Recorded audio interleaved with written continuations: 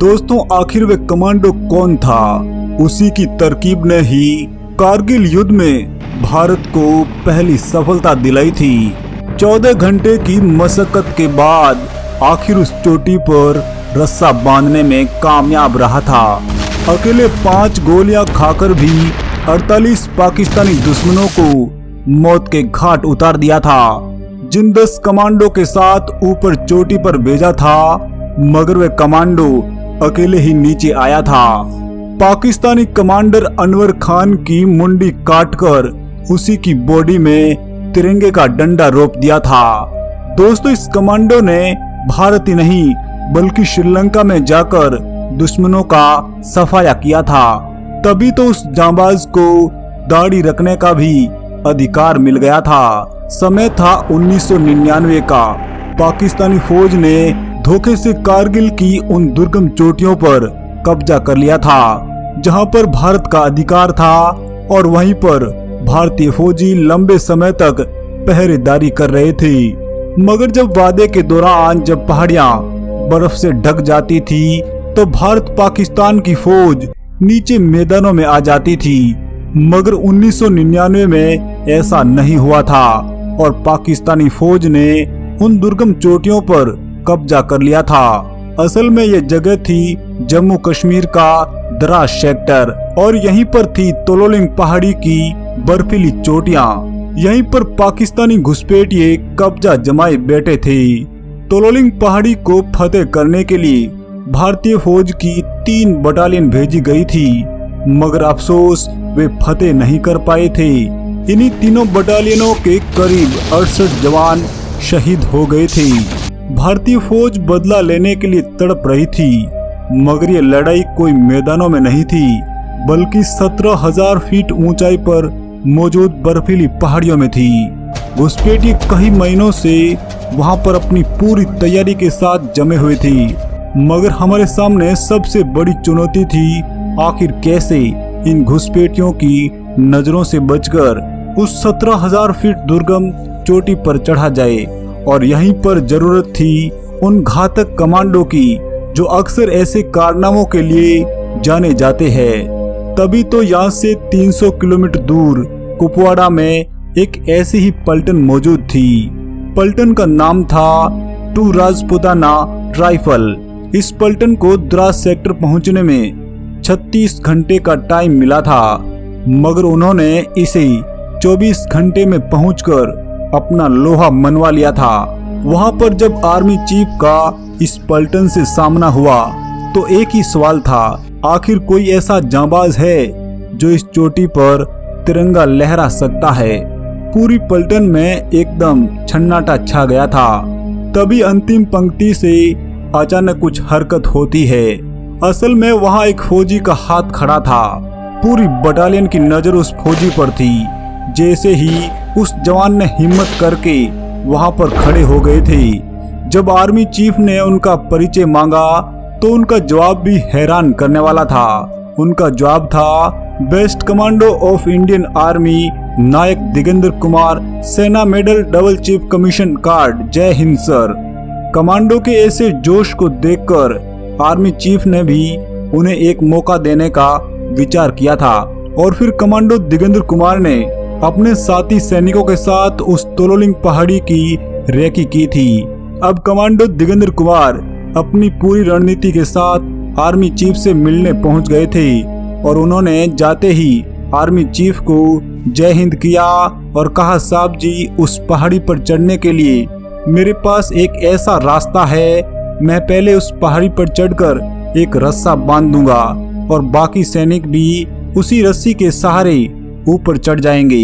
Army chief ने कहा, दिगेंद्र, ऐसा अगर तूने कर दिखाया तो हिंदुस्तान की पहली कामयाबी तेरे नाम से होगी। इस तरह कमांडो दिगेंद्र कुमार 7-8 दिन की मशक्कत के बाद 10 जून की रात को वह सब कर दिखाया जिसका इंतजार पूरी पलटन कर रही थी। आखिरकार 14 घंटे की मेहनत के बाद दिगेंद्र ने उस पहाड़ी पर रस्सा बांधने में सफलता प्राप्त कर ली थी। असल में इस जांबाज कमांडो का जन्म 3 जुलाई 1972 को राजस्थान के सीकर जिले में गांव झालरा में हुआ था। इनके पिताजी ने भी 1948 में कई गोलियां खाई थी और इनकी माता एक फ्रीडम फाइटर की बेटी थी, यानी आजाद हिंद सैनिक की बेटी, जिन्होंने सुभाष चंद्र बोस की सेना में काम किया था और बसरा बगदाद की लड़ाई में वे शहीद हो गए थे। इसी शेखावटी के शेर का हौसला देखकर बाकी पलटन में भी जोश आ जाता था, मगर अभी तक तो आधी जंग ही जीती थी। अब तो ऊपर जाना बाकी था और घुसपैठियों को उनकी औकात दिखानी थी। कोबरा दिगंबर के साथ 9 साथियों को अब इस रस्से के सहारे उस पहाड़ी पर पहुंचना था। आगे से 2 बटालियन चार्ली और डेल्टा को भी भेजा गया था। ये 10 कमांडो कोई मामूली इंसान नहीं थे। इन्होंने कई बड़े बड़े ऑपरेशन में सफलता पाई थी।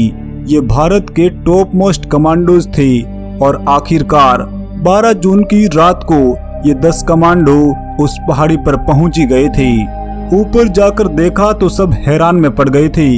पाकिस्तानी फौज बर्फ के बीच में बेफिक्र होकर यहाँ पर आराम फरमा रही थी। करीब 10 बंकर यहाँ दिख रहे थे और इस तरह अलग अलग बंकरों को ध्वस्त करने का टारगेट ले लिया था।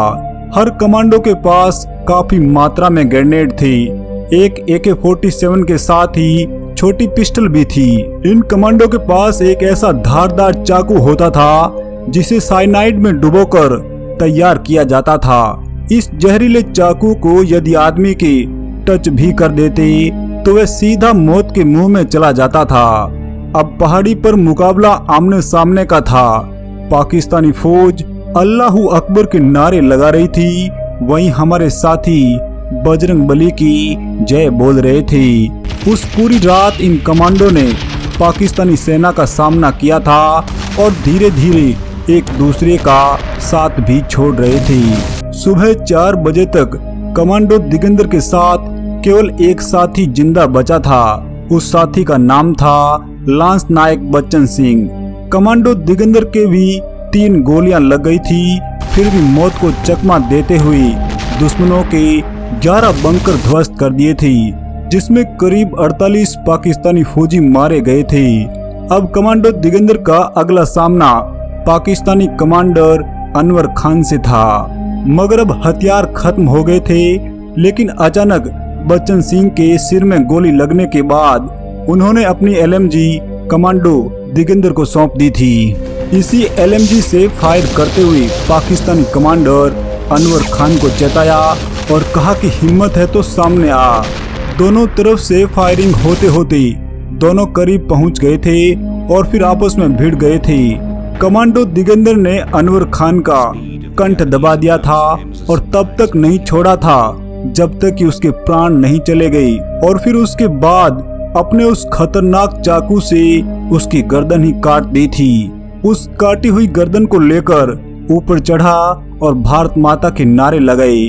और जब बाद में पता चला कि जैसे ही कमांडो दिगंबर अनवर खान की गर्दन लेकर उस पहाड़ पर चढ़े तो अमेरिकी सैटेलाइट ने उस फोटो को क्लिक किया था, जो बाद में काफी चर्चा में रहा था। तब तक भारत की दोनों पलटन चार्ली और डेल्टा भी पहुंच गई थी। इस तरह दिगंबर ने अपने 9 साथियों को खोकर 13 जून 1999 को तोलोलिंग की पहाड़ी पर तिरंगा लहरा दिया था, जो कारगिल युद्ध की पहली सफलता थी।